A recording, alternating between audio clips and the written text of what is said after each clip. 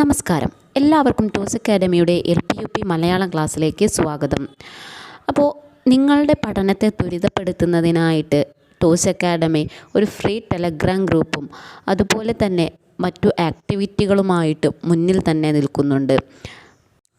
Syllabus oriented ആയിട്ട് ഓരോ സബ്ജക്റ്റുമായിട്ടും ബന്ധപ്പെട്ടിട്ടുള്ള നിരവധി ക്വസ്റ്റ്യൻസ് ഓരോ ദിവസവും നിങ്ങളുടെ മുന്നിലെത്തുന്നുണ്ട്. നമ്മൾ ചെയ്യുന്ന ചോദ്യങ്ങൾ എല്ലാം തന്നെ വൺ വേർഡ് ടൈപ്പ് ചോദ്യങ്ങളാണ് നമ്മൾ ഇതുവരെ ചെയ്തിട്ടുള്ളത്. നിങ്ങൾക്ക് വേണ്ടിയിട്ട് പബ്ലിക് മോഡൽ എക്സാമിന് വേണ്ടിയിട്ട് ഒരുക്കിയിട്ടുള്ള ക്ലാസ്സുകളും അതുപോലെ തന്നെ അതിൻ്റെ എക്സാമും ഒക്കെ ഏകദേശം ആ ഒരു രീതിയിലായിരുന്നു. പക്ഷേ നിങ്ങൾക്കറിയാം PSCയുടെ ഒരു ട്രെൻഡ് മാറിയത് അല്ലേ. ഇപ്പോൾ നമുക്ക് വൺ വേർഡ് ക്വസ്റ്റ്യൻസ് വളരെ കുറവാണ്. നമ്മൾ പഠിച്ച ഒരു ടോപ്പിക്കുമായി ബന്ധപ്പെട്ട് എത്ര സ്റ്റേറ്റ്മെൻറ്റ് ക്വസ്റ്റ്യൻസ് ഉണ്ടാക്കാൻ പറ്റുമോ അത്രയും സ്റ്റേറ്റ്മെൻറ്റ് ക്വസ്റ്റ്യൻസ് നമ്മൾ പഠിച്ചെടുക്കണം. ഓരോ എക്സാമുകൾ കഴിയുമ്പോഴും നിങ്ങൾ ക്വസ്റ്റ്യൻ പേപ്പർ ഒന്ന് അനലൈസ് ചെയ്താൽ നിങ്ങൾക്ക് മനസ്സിലാവും. നമ്മുടെ ക്വസ്റ്റ്യൻസ് എന്ന് പറയുന്നത് വൺ വേർഡ് ടൈപ്പ് അല്ല, സ്റ്റേറ്റ്മെൻറ്റ് ടൈപ്പാണ്. അപ്പോൾ നമുക്ക് സ്റ്റേറ്റ്മെൻറ്റ് ടൈപ്പിൻ്റെ ആൻസർ അറിയണമെങ്കിൽ നമ്മൾ ഒരു ചോദ്യം അല്ലെങ്കിൽ അതിൻ്റെ ഉത്തരം എന്ന രീതിയിൽ പഠിച്ചിട്ട് കാര്യമില്ല. നമുക്കൊരു ടോപ്പിക്കുമായിട്ട് ബന്ധപ്പെട്ടിട്ട് നമുക്ക് എന്തറിയണം, അതുമായി റിലേറ്റ് ചെയ്തിട്ടുള്ള എല്ലാ ഫാക്റ്റുകളും അറിഞ്ഞാൽ മാത്രമാണ് നമുക്ക് അതിന് ആൻസർ ചെയ്യാൻ കഴിയുള്ളൂ. ഓക്കെ, അപ്പം നമുക്ക് സ്റ്റേറ്റ്മെൻറ്റ് ടൈപ്പ് ക്വസ്റ്റ്യൻ ആകുമ്പോൾ ഉള്ളൊരു ഡ്രോബാക്ക് എന്താണെന്ന് വിചാരിച്ചാൽ നമ്മളെ സംബന്ധിച്ച് നമുക്ക് ഒന്നോ രണ്ടോ പോയിൻ്റ് അറിയാമായിരിക്കും ആ ഒരു ടോപ്പിക്കുമായിട്ട് ബന്ധപ്പെട്ട്. പക്ഷേ മൂന്നാമത്തൊരു ഫാക്റ്റ് നമുക്ക് അറിഞ്ഞിട്ടില്ലെങ്കിൽ അത് നമുക്ക് അതിൽ ആൻസർ ചെയ്യാൻ കഴിയില്ല. ഓക്കെ, അപ്പോൾ നമ്മൾ പഠിക്കുന്നത് നല്ല വൃത്തിയായിട്ട് പഠിക്കുക. മാക്സിമം ആ ഒരു ടോപ്പിക്കുമായിട്ട് നിങ്ങൾ പഠിക്കുന്ന ആ ഒരു ടോപ്പിക്കുമായിട്ട് ബന്ധപ്പെട്ട് എന്തൊക്കെ നിങ്ങൾക്ക് വിവരങ്ങൾ ലഭിക്കുമോ അതൊക്കെ കളക്ട് ചെയ്ത് പഠിച്ചാൽ മാത്രമാണ് നമുക്ക് നല്ലൊരു പഠനം എന്ന് പറയാൻ കഴിയുള്ളൂ. അപ്പോൾ നമ്മൾ മലയാളത്തിലും വൺ വേർഡ് ടൈപ്പ് നമ്മൾ പഠിച്ചിട്ടുള്ള ഭാഗങ്ങൾ വൺ വേർഡ് ടൈപ്പ് ആയിട്ടുള്ള ക്വസ്റ്റ്യൻസാണ് കണ്ടിട്ടുള്ളത്. പൊതുവെ മലയാളത്തെ സംബന്ധിച്ച് ഇത്തരത്തിലുള്ള സ്റ്റേറ്റ്മെൻറ്റ് ടൈപ്പ് ക്വസ്റ്റ്യൻസ് കുറവാണ്. നമുക്കിപ്പോഴും വൺ വേർഡ് ടൈപ്പ് ക്വസ്റ്റ്യൻസാണ് കൂടുതലായിട്ടും വരുന്നത്. എങ്കിലും നമ്മൾ ആ രീതി മാത്രം പ്രതീക്ഷിച്ച് പോവരുത്. നമുക്കും സ്റ്റേറ്റ്മെൻറ്റ് ടൈപ്പിൽ വരാം എന്നുള്ള രീതിയിലായിരിക്കണം നമ്മളുടെ പഠനം നടക്കേണ്ടത്. അപ്പോൾ നമുക്ക് ഇതുവരെ നടന്നിട്ടുള്ള എക്സാമുകളുടെ ക്വസ്റ്റ്യൻസ് ഒന്ന് അനലൈസ് ചെയ്തപ്പോൾ വളരെ കുറച്ച് 3-4 ചോദ്യങ്ങൾ മാത്രമാണ് എന്ത് വന്നിട്ടുള്ളത്, സ്റ്റേറ്റ്മെൻറ്റ് ടൈപ്പിൽ വന്നിട്ടുള്ളത്. അപ്പോൾ അത്തരം ചോദ്യങ്ങൾ നിങ്ങൾക്ക് മുന്നിലൊന്ന് പരിചയപ്പെടുത്താം എന്നുള്ളതാണ് ഈ ഒരു വീഡിയോയുടെ ലക്ഷ്യം. അപ്പോൾ നമുക്ക് പോകാം. അപ്പോൾ നമുക്ക് ആദ്യത്തെ ചോദ്യം ഒന്ന് നോക്കാം. ഇത് ഇപ്പോൾ അടുത്ത് കഴിഞ്ഞിട്ടുള്ള ഫയർമാൻ്റെ ചോദ്യപേപ്പറിൽ വന്നിട്ടുള്ള ഫയർമാൻ പരീക്ഷയ്ക്ക് വന്നിട്ടുള്ള ഒരു ചോദ്യമാണ്. ഓക്കെ, മലയാള ചെറുകഥകളും അവയുടെ ചലച്ചിത്രാവിഷ്കാരങ്ങളുമാണ് ചുവടെ ചേർത്തിരിക്കുന്നത്, ശരിയായവ കണ്ടെത്തുക. ഈ ഭാഗം വന്നിട്ടുള്ളത് നമുക്ക് അനുവർത്തനം എന്ന് പറഞ്ഞിട്ടുള്ളൊരു ഭാഗത്ത് നിന്നാണ്. നമ്മുടെ LPUPയുടെ സിലബസിൽ ഇതിനെക്കുറിച്ച് കൃത്യമായിട്ട് പറയുന്നില്ല എങ്കിലും നമുക്കും ഈ രീതിയിലുള്ളൊരു പഠനം ആവശ്യമാണ്. സിലബസിന് പുറത്ത് നിന്നുള്ളൊരു പഠനം ആവശ്യമാണ്. അപ്പോൾ അതിന് നമ്മൾ ആദ്യം ചെയ്യേണ്ടത് സിലബസിൽ പറഞ്ഞിട്ടുള്ള കാര്യങ്ങൾ ആദ്യം പഠിച്ചു തീർക്കുക, അത് കഴിഞ്ഞിട്ട് സിലബസിന് പുറത്തുള്ളത് പഠിക്കുക എന്നുള്ളതാണ്. ഓക്കെ, അപ്പോൾ നമ്മൾ സെറ്റും നെറ്റും ഒക്കെ എഴുതുന്ന ആളുകളാണെങ്കിൽ അവർക്ക് ഈ ചോദ്യം സുപരിചിതമായിരിക്കും. കാരണം അത്തരം ചോദ്യപേപ്പറിൽ ഒത്തിരി തവണ ഇങ്ങനെയുള്ള ചോദ്യങ്ങൾ വന്നിട്ടുണ്ട്. അപ്പോൾ നമുക്ക് ഇവിടെ തന്നിട്ടുള്ള ഓപ്ഷൻ നോക്കാം. പള്ളിവാളും കാൽച്ചിലമ്പും, നിർമാല്യം, ഭാസ്കര പട്ടേലരും എൻ്റെ ജീവിതവും, വിധേയൻ, നീലവെളിച്ചം, ഭാർഗവി നിലയം, വിവാഹം, പരിണയം. അപ്പോൾ ഇവിടെ പറഞ്ഞിട്ടുള്ളത് എന്താണെന്ന് നിങ്ങൾക്ക് മനസ്സിലായിട്ടുണ്ടാവും. ഒരു കൃതി, ആ കൃതിയിൽ നിന്നും ഉണ്ടായിട്ടുള്ള സിനിമകളാണ് ഇവിടെ കൊടുത്തിട്ടുള്ളത് എന്നാണ് പറയുന്നത്. നമുക്കങ്ങനെ അറിയാവുന്ന ഒരു കൃതി എന്ന് പറയുന്നത് മഴ എന്ന് പറഞ്ഞിട്ടുള്ള ഒരു സിനിമ അല്ലേ. അത് നമ്മുടെ മാധവിക്കുട്ടിയുടെ കൃതിയിൽ നിന്നും ഉണ്ടായിട്ടുള്ളതാണ് മഴ എന്ന് പറഞ്ഞിട്ടുള്ള സിനിമ. ഓക്കെ, അപ്പോൾ എൻ്റെ കഥ എന്ന് പറഞ്ഞിട്ടുള്ള മാധവിക്കുട്ടിയുടെ ആ ഒരു ആത്മകഥയുടെ അടിസ്ഥാനത്തിൽ ഇറങ്ങിയിട്ടുള്ളതാണ് നമ്മുടെ മഞ്ജു വാര്യർ അഭിനയിച്ചിട്ടുള്ള ആമി എന്ന് പറഞ്ഞിട്ടുള്ള സിനിമ അല്ലേ.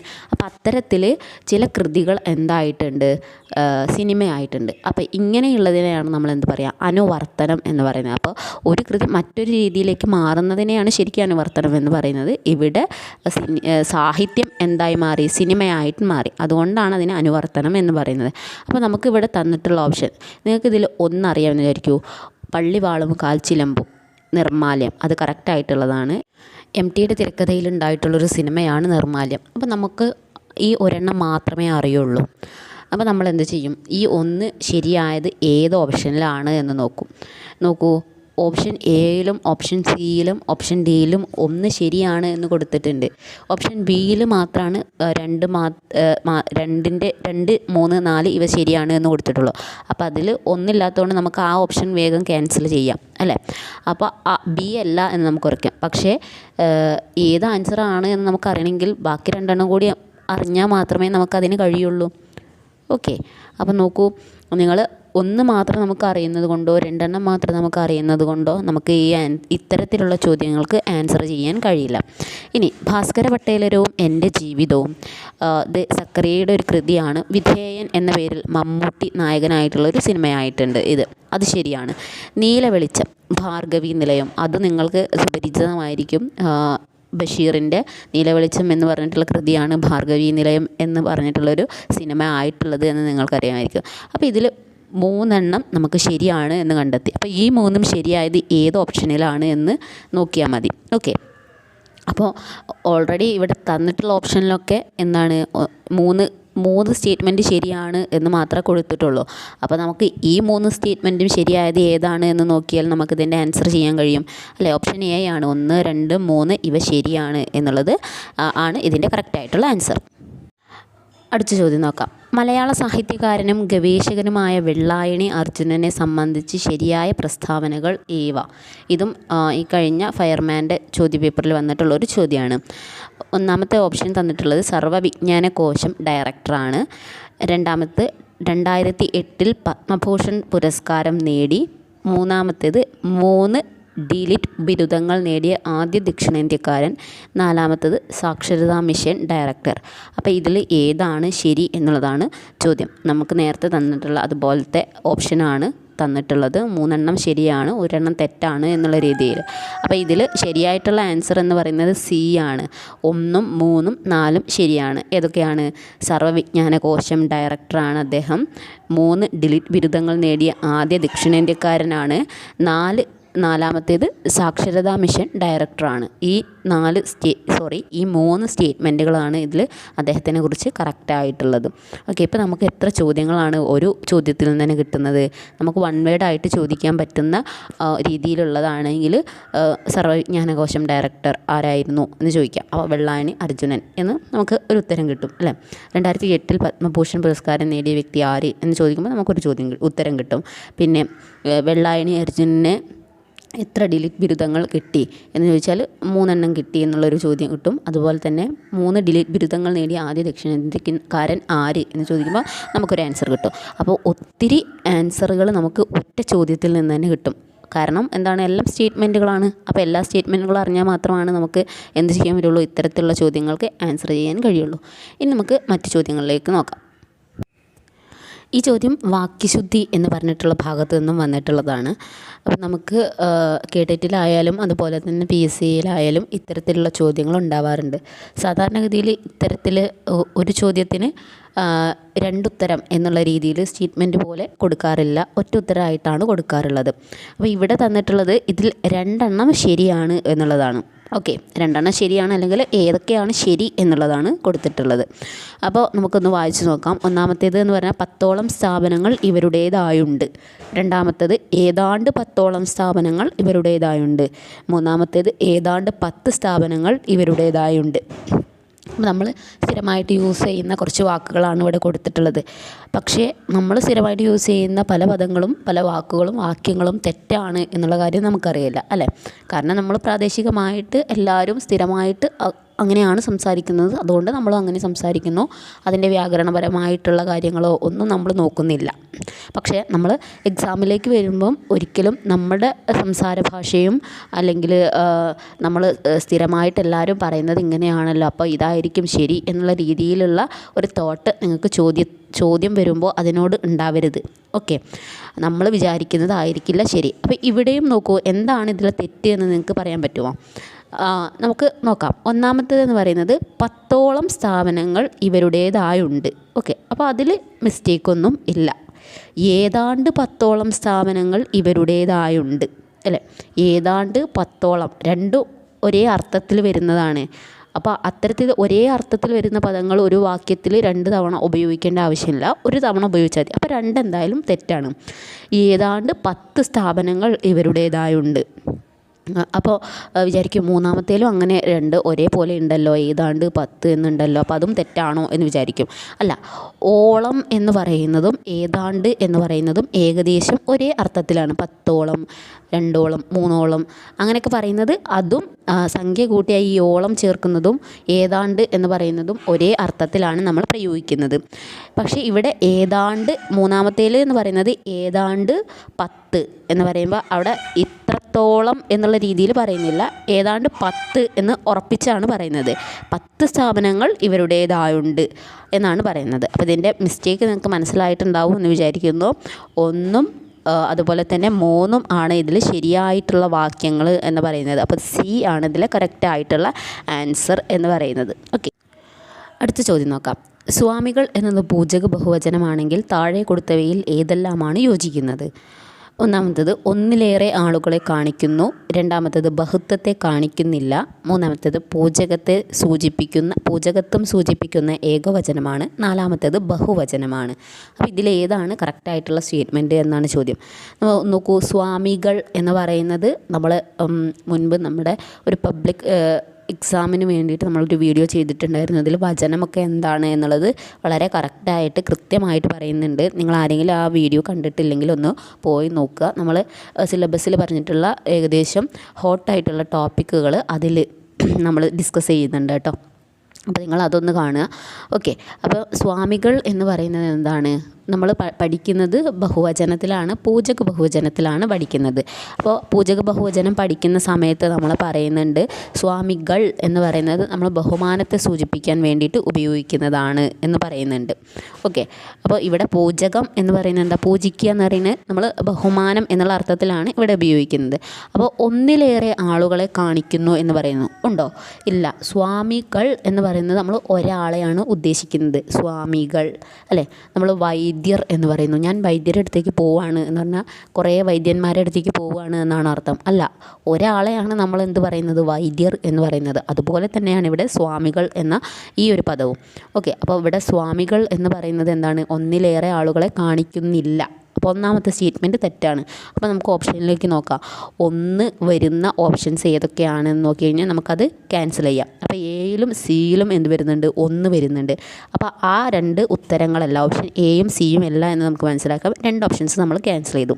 ഇനി ബിയും ഡിയും ആണുള്ളത്. ഇതിലേതാണ് ഉത്തരം എന്നറിയണമെങ്കിൽ നമുക്ക് ബാക്കി സ്റ്റേറ്റ്മെൻറ്റുകൾ കൂടി അറിയണം അല്ലേ?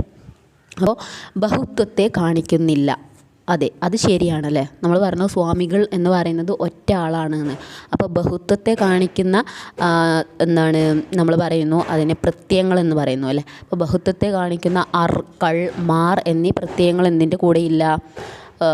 നമ്മൾ ഇവിടെ ചേർത്തിട്ടുള്ള സ്വാമികൾ എന്ന് പറയുന്നതിൻ്റെ കൂടെയില്ല. അപ്പോൾ നിങ്ങൾ ചോദിക്കും സ്വാമികളിൽ കള്ളുണ്ടല്ലോ എന്നുള്ളത്.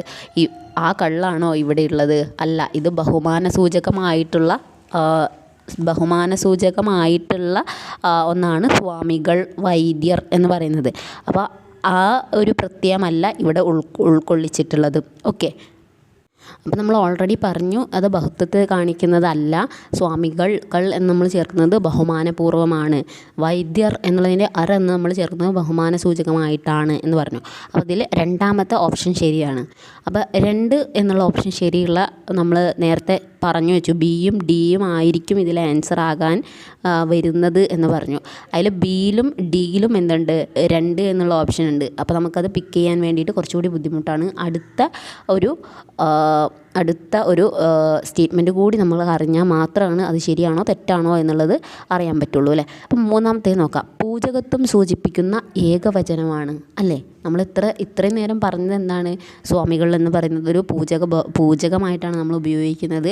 അത് ഒരാളുള്ളൂ എന്ന് നമ്മൾ ഇപ്പോൾ കുറച്ച് മുന്നേ പറഞ്ഞിട്ടുള്ളൂ അല്ലേ? അപ്പോൾ പൂജകത്വം സൂചിപ്പിക്കുന്ന ഏകവചനമാണ് എന്ന് പറയുന്നത് കറക്റ്റായിട്ടുള്ള ആൻസറാണ്. അപ്പോൾ നമുക്ക് ഓപ്ഷനിൽ ബി എന്നുള്ള ആൻസർ പിക്ക് ചെയ്യാൻ സാധിക്കും. ഓക്കെ, അതാണ് കറക്റ്റായിട്ടുള്ള ആൻസർ. 2ഉം 3ഉം ശരിയാണ് എന്നുള്ളതാണ് ഇവിടുത്തെ കറക്റ്റായിട്ടുള്ള ആൻസറായിട്ട് വരുന്നത്. ഇനി ഈ ഒരു ചോദ്യം കൂടി നോക്കാം. ഇതും നമ്മൾ നേരത്തെ പറഞ്ഞിട്ടുള്ള വാക്യശുദ്ധി എന്ന് പറഞ്ഞിട്ടുള്ള ഭാഗവുമായി ബന്ധപ്പെട്ടിട്ടുള്ളതാണ്. നോക്കൂ, ഒന്നാമത്തെ ഓപ്ഷൻ എന്ന് പറയുന്നത് വേറെ ഗത്യന്തരമില്ലാതെ അയാൾ മാപ്പ് പറഞ്ഞു. ഇത് സ്റ്റേറ്റ്മെൻ്റാണ്, ഒന്നാമത്തെ സ്റ്റേറ്റ്മെൻറ്റ്. വേറെ ഗത്യന്തരമില്ലാതെ അയാൾ മാപ്പ് പറഞ്ഞു. ശരിയാണോ? അല്ല, വേറെ ഗത്യന്തരമില്ലാതെ എന്ന് പറയേണ്ട ആവശ്യമില്ല. രണ്ടും ഏകദേശം ഒരേ മീനിങ് ആണ് വരുന്നത്. അപ്പോൾ ഗത്യന്തരമില്ലാതെ അയാൾ മാപ്പ് പറഞ്ഞു എന്ന് പറഞ്ഞാൽ അത് കറക്റ്റാണ് അല്ലേ? അപ്പോൾ ഇവിടെ തന്നിട്ടുള്ള ഒന്നാമത്തെ സ്റ്റേറ്റ്മെൻറ്റ് എന്ന് പറയുന്നത് തെറ്റാണ്. അപ്പോൾ ഒന്ന് വരുന്ന ആൻസറിൽ ഓപ്ഷനായിട്ട് ഒന്ന് വരുന്നത് ഏതൊക്കെ ഉണ്ട് എന്ന് നമുക്ക്, അപ്പോൾ എയും സിയും ഒന്ന് വരുന്നുണ്ട്. അപ്പോൾ അതെന്തായാലും ആവില്ല എന്ന് നമുക്ക് ഉറപ്പിക്കാം. ആ രണ്ട് ഓപ്ഷൻ നമുക്ക് അങ്ങോട്ട് ക്യാൻസൽ ചെയ്യാം. ഇനി രണ്ടാമത്തേത്, ഈ വിദ്യാർത്ഥിയുടെ വിജയം മറ്റുള്ളവർക്ക് മാതൃകയാണ്.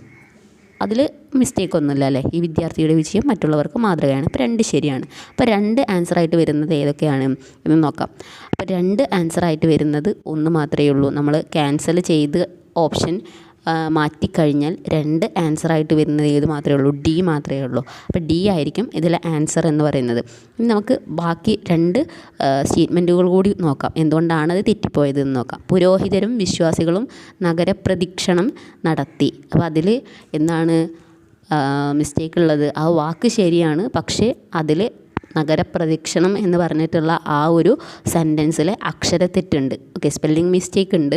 നമ്മൾ ശരിക്കും പ്രദക്ഷിണം എന്നാണ് എഴുതുക. പ്രദക്ഷിണത്തിന് ദ എന്നുള്ളത് ദയയുടെ ദായാണ് ഉപയോഗിക്കുക. അപ്പോൾ അത് തെറ്റാണ്. 3 തെറ്റാണെന്ന് നമുക്ക് മനസ്സിലാക്കാം. ബന്ധുക്കളെ കാണുന്നതിനും കാര്യങ്ങൾ പറയുന്നതിനും സൗകര്യമുണ്ട്. ഓക്കെ, അപ്പോൾ 2ൻ്റെ കൂടെ 4ഉം ശരിയാണ്. അപ്പോൾ 2ഉം 4ഉം ശരിയാണ് എന്നുള്ള ഓപ്ഷനാണ് കറക്റ്റ്. ഡി ആണ് ആ ഓപ്ഷൻ. അപ്പോൾ സ്റ്റേറ്റ്മെൻറ്റ് ടൈപ്പിലുള്ള ചോദ്യങ്ങൾ ഇങ്ങനെയാണ് വരുന്നത്. മലയാളത്തിൽ പൊതുവെ കുറവാണെങ്കിലും നമ്മൾ വൺ വേർഡ് മാത്രമേ വരുള്ളൂ എന്നുള്ളൊരു പ്രതീക്ഷ വെച്ച് പോകരുത്. അതുകൊണ്ടാണ് ഇങ്ങനെയൊരു വീഡിയോ ചെയ്യുന്നത്. ഓക്കെ, ഇത്തരത്തിലും ചോദ്യങ്ങൾ വരാം എന്ന് നിങ്ങളെ ബോധ്യപ്പെടുത്തുന്നത് വേണ്ടിയാണ് ഇത്തരത്തിലുള്ളൊരു വീഡിയോ ചെയ്തിട്ടുള്ളത്. ഇതൊക്കെ പ്രീവിയസ് ആയിട്ട് വന്നിട്ടുള്ള ചോദ്യങ്ങൾ തന്നെയാണ് കേട്ടോ. അപ്പോൾ നമ്മൾ പഠിക്കുന്ന ഭാഗങ്ങൾ വളരെ വൃത്തിയായിട്ട് പഠിക്കുക. എങ്ങനെ ചോദിച്ചാലും തിരിച്ചും മറിച്ചും ചോദിച്ചാലും നമുക്കതിൽ ആൻസർ ചെയ്യാൻ കഴിയും എന്നുള്ളൊരു കോൺഫിഡൻസ് നമുക്ക് ഉണ്ടായിരിക്കുക. ഓക്കെ, അപ്പോൾ നിങ്ങൾക്ക് നമ്മുടെ ടോപ്പിക്കുമായിട്ട് ബന്ധപ്പെട്ട് സിലബസുമായി ബന്ധപ്പെട്ട് കുറച്ച് വീഡിയോസൊക്കെ നമ്മുടെ നമ്മുടെ യൂട്യൂബ് ചാനലിൽ അപ്ലോഡ് ചെയ്തിട്ടുണ്ട്. അതിൽ പബ്ലിക് മോഡൽ എക്സാമിന് വേണ്ടിയിട്ട് നമ്മളൊരു ലോങ് വീഡിയോ, ഒരു 55 മിനിറ്റിൻ്റെ ഒരു വീഡിയോ ചെയ്തിട്ടുണ്ടായിരുന്നു. അപ്പോൾ നിങ്ങൾ ആ ഒരു വീഡിയോ കണ്ടു നോക്കുക. പിന്നെ വിഭക്തി എന്ന് പറഞ്ഞിട്ടുള്ളൊരു ഭാഗവുമായി ബന്ധപ്പെട്ട് മറ്റൊരു വീഡിയോ ചെയ്തിട്ടുണ്ടായിരുന്നു. അപ്പോൾ ഇങ്ങനെയുള്ള വീഡിയോ ക്ലാസ്സുകളൊക്കെ നിങ്ങളൊന്ന് കണ്ടു നോക്കുക, നോട്ട് എഴുതി വെക്കുക. അതുപോലെ തന്നെ നമ്മുടെ ടെലഗ്രാം ഗ്രൂപ്പിൽ നിങ്ങൾ ജോയിൻ ചെയ്യുക. നിങ്ങൾക്ക് നമ്മുടെ Telegram group LPUP toss academy എന്ന് അടിച്ചു കൊടുത്താൽ നിങ്ങൾക്ക് ടെലഗ്രാമിൽ നമ്മുടെ ഗ്രൂപ്പ് കാണാൻ കഴിയും. അതിലേക്ക് ജോയിൻ ചെയ്യുക. ഡെയിലി നിങ്ങൾക്ക് എല്ലാ സബ്ജക്റ്റുമായിട്ടും ബന്ധപ്പെട്ടിട്ടുള്ള ക്യൂസുകൾ ഉണ്ടായിരിക്കും. അപ്പോൾ നമ്മുടെ ഒരു എക്സാം വരെ നിങ്ങളൊന്ന് ഓർത്ത് നോക്കൂ. ഡെയിലി നമ്മൾ ഓരോ സബ്ജക്റ്റുമായിട്ടും ക്യൂസ് ഇടുമ്പോൾ നമുക്ക് എത്ര ചോദ്യങ്ങളിലൂടെ നമ്മൾ കടന്നു പോകും. അപ്പോൾ ഈ ചോദ്യങ്ങളൊക്കെ നിങ്ങൾ ചെയ്തൊരു ഓർമ്മയിലെങ്കിലും നിങ്ങൾക്ക് നമ്മുടെ എക്സാമിന് വരുമ്പോൾ ഒന്ന് ട്രൈ ചെയ്യാൻ പറ്റും. ഓക്കെ, അപ്പോൾ നിങ്ങൾ ക്വിസ് ചെയ്താൽ മാത്രം പോരാ, നിങ്ങൾക്ക് അറിയാത്ത ഭാഗങ്ങളിൽ നിന്നുള്ള ചോദ്യങ്ങൾ നിങ്ങൾ എഴുതിയെടുത്ത് പഠിക്കുകയും കൂടി വേണം. ഓക്കെ, ഒരു ബുക്ക് അതിനായിട്ട് കരുതി വെച്ചാൽ മതി. നമുക്ക് ബയോളജി, അതുപോലെ തന്നെ ഫിസിക്സ്, കെമിസ്ട്രി, മലയാളം, എനിക്ക് നിങ്ങളുടെ വീക്ക് പോയിൻ്റ് ഏതാണോ ആ വീക്ക് പോയിൻറ്റിൽ നിന്ന് വരുന്ന മാക്സിമം ചോദ്യങ്ങൾ കളക്ട് ചെയ്യാനും അത് പഠിക്കാനും വേണ്ടിയിട്ട് നിങ്ങൾ ശ്രദ്ധിക്കുക. ഓക്കെ, അപ്പോൾ എല്ലാവരും നന്നായിട്ട് പഠിക്കുക. ഇന്നത്തെ വീഡിയോ എല്ലാവർക്കും ഇഷ്ടമായി എന്ന് വിചാരിക്കുന്നു. നിങ്ങൾക്ക് നമ്മുടെ ഒരു അക്കാഡമിയോടൊപ്പം ജോയിൻ ചെയ്യാൻ ആഗ്രഹിക്കുന്നവർ നമ്മുടെ നമ്പറിൽ, ഡിസ്ക്രിപ്ഷനിൽ നമ്പർ കൊടുക്കാം, നമ്പറിൽ വിളിക്കുക, കോൺടാക്റ്റ് ചെയ്യുക. നിങ്ങൾ എല്ലാം അന്വേഷിച്ചറിഞ്ഞിട്ട് താല്പര്യമുണ്ടെങ്കിൽ മാത്രം ജോയിൻ ചെയ്യുക. ഓക്കെ, അപ്പോൾ താങ്ക് യു. അപ്പോൾ എല്ലാവർക്കും ഓൾ ദി ബെസ്റ്റ്. നന്നായിട്ട് പഠിക്കാൻ കഴിയട്ടെ. Thank you.